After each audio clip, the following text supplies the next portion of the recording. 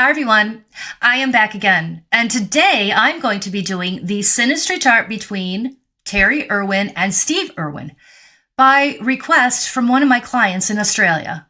Oh, that reminds me, if you need a Synastry chart, my email is in the description box and I do private readings. So I'm going to get started on this. In Terri Irwin's chart, her Jupiter, the planet of expansion, tightly conjuncts 4 asteroids: Melpomene, Lamia, Ophelia, and Terri, her PNA. That's her name. Very fascinating. When I saw this, it gave me the chills. So I'm going to go over all of this energy, and it's quite fascinating. So we have Melpomene. Melpomene is the muse of tragedy. She sings of heartbreak and loss and losses that shape legacies, and she's holding hands with Lamia, and Lamia is the spirit of grief and loss. It's a symbol of mourning and extreme grief, but it's Ophelia that is chilling because Ophelia, she carries the myth of extreme sorrow and a woman who drowns not by choice, but from the weight of emotion and the circumstances that are too heavy to carry through heartbreak. Now, Ophelia is also known for accidental drownings, or not just metaphorically, but like I said, it can also mean accidental drownings literally. And that actually shows up in Natalie Wood's natal chart. I have that video if you're interested in seeing that. So all of this haunting, sorrowful chorus is conjuncting Steve's vertex and Sirius. And the vertex is a very important point in a synastry chart because it's like a second ascendant, but it's also the fated point of encounters. And it's really important when you have planets or asteroids conjuncting your vertex in your natal chart. This is what you're going to attract into your orbit. And usually when someone brings their planets or asteroids into your vertex, this is going to be a very fated meeting, and it's going to teach you lessons in the relationship with them. It's definitely a fated encounter. So his Sirius conjuncting his vertex, he's going to attract into his orbit unconditional family love. Sirius is the archetype of nurturing, motherhood, and seasonal return, because Sirius was the mother of Persephone, and she mourned when Persephone had to spend half of the year in the underworld with Hades, and the other half of her time she spent in the physical world with tending to the gardens, animals. Makes sense, right? But like I said, it's not literal with the mourning of the children. It centers more around the motherhood, maternal endurance, and she magnified this energy because it's conjuncting her Jupiter, which is also conjuncting his vertex. So when she met him, she activated this whole fated portal of fate, grief, motherhood, maternal endurance with her children. So in a way, she became the guardian of his legacy, the woman destined to love him, lose him to the water, and carry his soul's work forward. So no, it wasn't in a light or easy way. It's in a mythical, heart-wrenching, splitting sort of way because of those asteroids I just explained: Ophelia, Melpomene, and Lamia. So this... Now, if that wasn't enough, her asteroid Grieve and her North Node is conjuncting Steve's descendant. So she was literally destined to walk into this life with him. It's like it was a soul contract written in sorrow, feeling, mourning, and because his descendant is in the sign of Cancer. And Cancer is ruled by the moon, and the moon rules mothers, women, and Cancer is a water sign. So her life theme was tied to loving him and losing him That was the basic theme of her life, the grief and the loss of their destiny that they had together. Because whatever conjuncts your North Node, whatever planet, whatever asteroid, that will be one of the core fabrics running through your life, your destiny, and the theme of your existence. So this gets even more faded and mythical because of Atropos. In mythology, Atropos is the fate who cuts the thread. She decides when a soul's time is done. Her Atropos is conjuncting his point of fortune. Wow. This is haunting. She didn't bring the end. She was the soul tether, the one destined to walk with him until the thread was cut. So he may have found his greatest happiness with her due to the point of fortune, but she was there when the joy began. She was there in the beginning and there when his life was taken. She wasn't there literally, like she didn't witness him when he finally passed, but she was written into the final sentence of his story. Now, her angel conjuncts his Mars in Aquarius. And Mars in Aquarius it's a warrior spirit.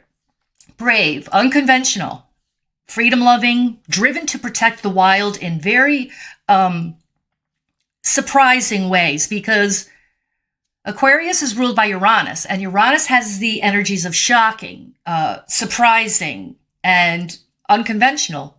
And it's there's a rebel spirit here. So when he was wrestling crocodiles, it was not for his ego, but for education and for the greater good. So this is really fascinating. And, her angel conjuncting his Mars, that's her soul acting as the guardian spirit, because angel is like a heaven-sent energy. And so her love, her presence, and her being there with him, his Mars activated this, and she had a protective, guiding quality towards his mission. So she didn't tame his Mars. She walked along right next to him with her spiritual guidance, and she tried to protect him, even if she couldn't. So that's fascinating as well. See how this is all tying in together? All these energies are just coming in, revealing the picture of their relationship. Now her Chiron and Vesta conjuncts his Dejanira. And her Vesta is holding hands with her Chiron there as well. So she stayed, and that was one of the greatest pains in her life, was her devotion and loyalty and the understanding of his pain and him eventually becoming a victim. And his Dejanira meant that. She met him at that place where his strength had no power. His strength had no power to save him from becoming a victim. Now, his North Node is conjuncted by her Mercury and Antaros, both in the sign of Leo. And Leo is the sign of courage and loyalty and the protector of the pride. So she didn't just speak with love. She was there. She spoke not only for his soul's future, because the North Node is the destiny the North Node is the destiny of this relationship with her Mercury and Antaros conjuncting it. So she spoke of the love that she had for him. Antaros has love that is returned. This is rare. When you have Antaros conjuncting the North Node, the love that they had for each other was equal. She matched it. She mirrored it. And the love is equal on both sides. So the theme of this relationship for him is to be loved out loud. It was the theme of this whole relationship for him. He was understood by her. She cheered him on. And it was like his heart roared just the way hers did. It's like they were two peas in a pod with the love between the two of them. And with Leo there's this fierce loyalty. Her Vesta and Chiron, the devotion and the pain it caused her after she lost him. So they were like I said, two peas in a pod. Okay, so now I'm going to talk about the energies that came between them or blossomed in between the two of them when they met. His Uranus conjuncts her Kama and Magion. So when his comma is conjuncting those two asteroids, he woke up the sensual and magical frequencies in her. But also, she shocked him right back because her presence wasn't subtle. It really shocked him.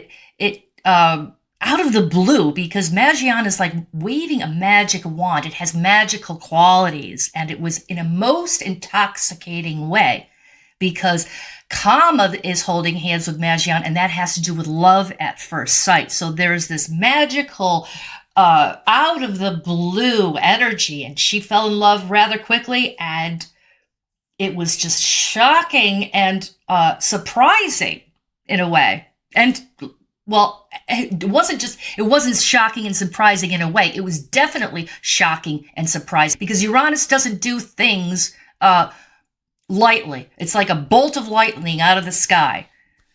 So the connection that they had between the two of them, it was just, it was felt suddenly, and it was surreal, like I said, like a sudden bolt out of nowhere, equal parts magic and a sudden attraction of falling in love out of the blue.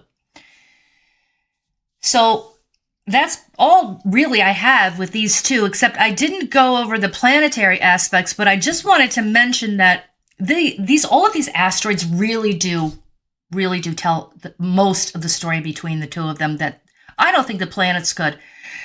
But his Jupiter trines her Venus and trines her Moon. So we've got the feel-good energy here. We've got Venus, the love planet, and Moon, emotional happiness, and Jupiter just exacerbates these energies, and that really does tie into Uranus, his Uranus conjuncting her Kama and Magion. So we've got this intoxicating, magical, love, emotional thing going on in the beginning. And it lasted until his unfortunate demise. But like I said before, the theme of her life with her grief, asteroid conjuncting her North Node, it's just sad. And I remember her saying that she's not going to get married again because she had the greatest love of her life. And according to this Synastry chart, she did. So I will be back again soon with other Synastry charts. And if you really liked this interpretation, please like, share, and subscribe to support my channel. And I will be seeing you next time. Have a nice day.